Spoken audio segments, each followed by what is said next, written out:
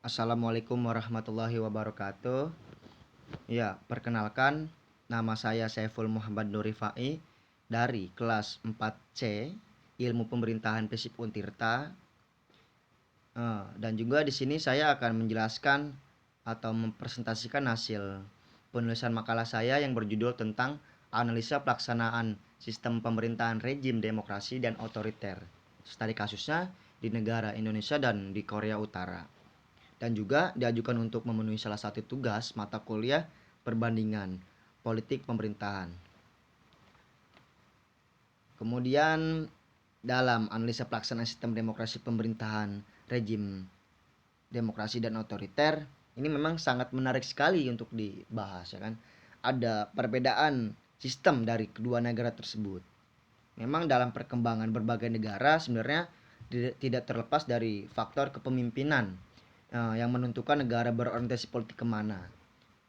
Namun jika ditinjau dari pola kepemimpinan, memang negara-negara di dunia ini juga dibedakan dari dua kategori. Yang pertama demokrasi dan otoriter.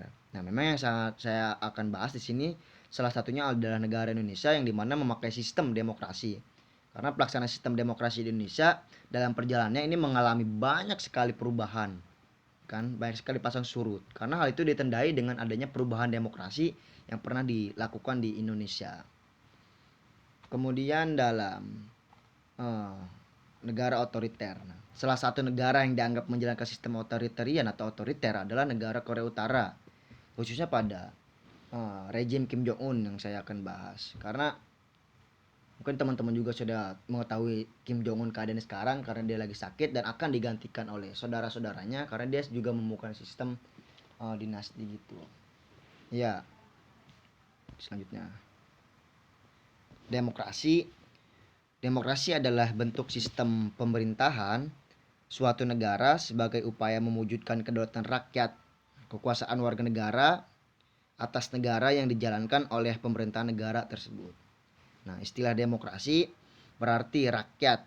Demos berarti rakyat dan kratein berarti memerintah. Dan menurut Abraham Lincoln, demokrasi merupakan sistem pemerintahan yang dirancang dari rakyat, oleh rakyat dan untuk rakyat. Sedangkan menurut Carlos Castello, demokrasi termasuk sistem sosial dan politik yang membatasi kekuasaan pemerintah dengan hukum demi melindungi hak seluruh warga negara.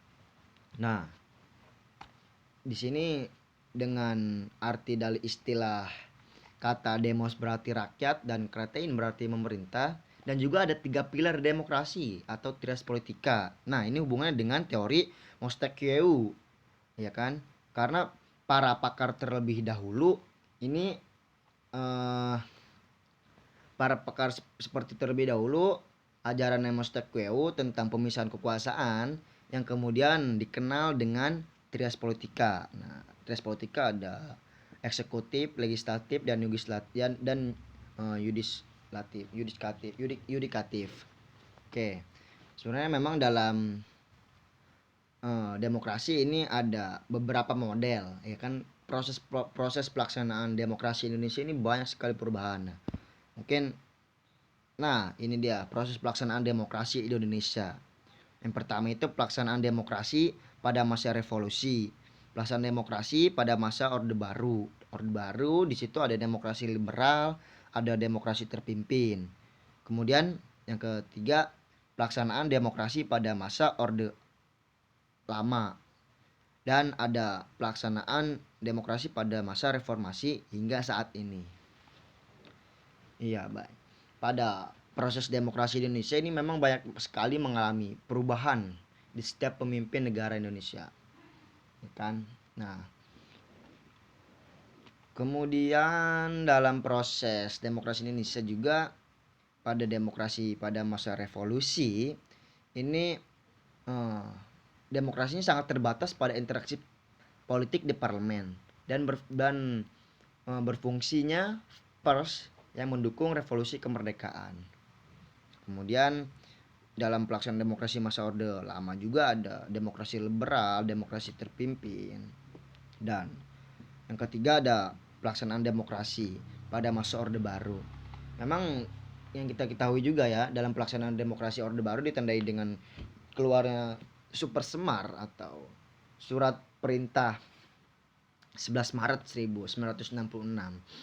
Perjalanannya politik demokrasi pada masa Orde Baru ini dianggap gagal sebab ada rotasi kekuasaan eksekutif hampir tidak ada dan pengakuan HAM yang terbatas. Kemudian pelaksanaan demokrasi pada masa reformasi 98 hingga saat ini.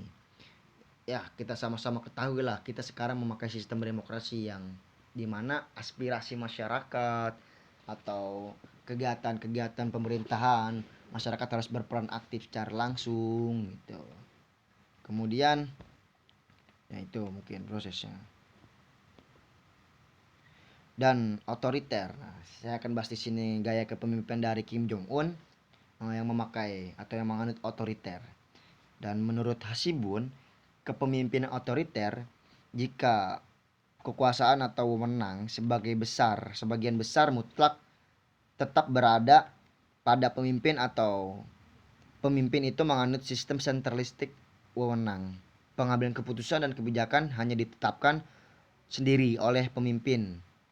Bawahan tidak diikut sertakan untuk memberikan saran, ide, perimbangan, dan proses mengambil keputusan. Nah, ada juga nih pembagian kekuasaan di Korea Utara dibagi menjadi 3, yaitu eksekutif, legislatif, yudikatif. Eksekutif sebagai pelaksana undang-undang, legislatif sebagai pembuat undang-undang, yudikatif sebagai pengawas undang-undang yang dipegang oleh para hakim yang dipilih oleh MPT, Majelis Rakyat Tinggi. Nah, pelaksanaan sistem pemerintah di Korea Utara juga memakai ideologi Jewish. Ideologi ini sangat berpengaruh sehingga ketiga kekuasaan di atas itu legislatif, eksekutif, ini membuat sangat bermanfaat sekali itu. Nah, kemudian dalam pelaksanaan ideologi JUS ini kan sangat berpengaruh nih dalam ketiga kekuasaan di atas. Nah, Korea Utara juga menyatakan secara sepihak sebagai negara JUS percaya dan bergantung pada kekuatan sendiri. Nah, dalam kepemimpinan yang sekarang dipimpin oleh Kim Jong Un, sang presiden, sering orang-orang menganggap seolah-olah Kim Jong Un sudah dipersiapkan dengan matang oleh ayahnya. Dulu itu ayahnya sudah menyiapkan dengan matang Kim Jong Un sebagai presiden. Oke.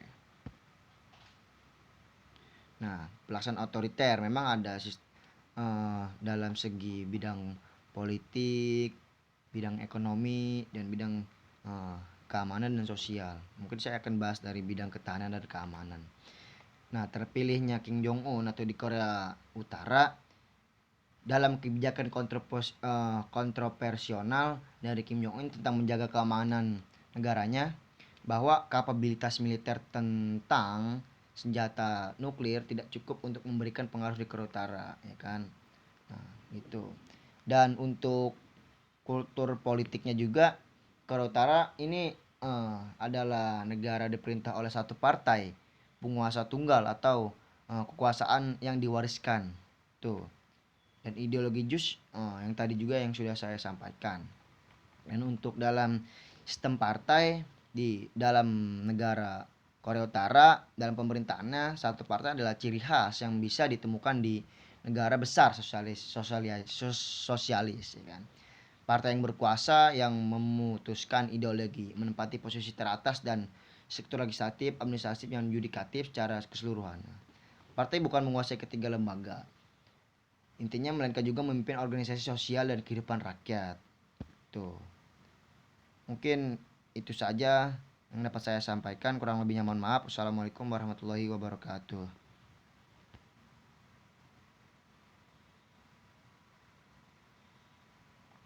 Dan terima kasih kepada yang sudah menonton. Jangan lupa di like dan di subscribe. Jika ada kekurangan mohon dimaafkan karena juga saya masih belajar. Kurang lebihnya mohon maaf. Wassalamualaikum warahmatullahi wabarakatuh.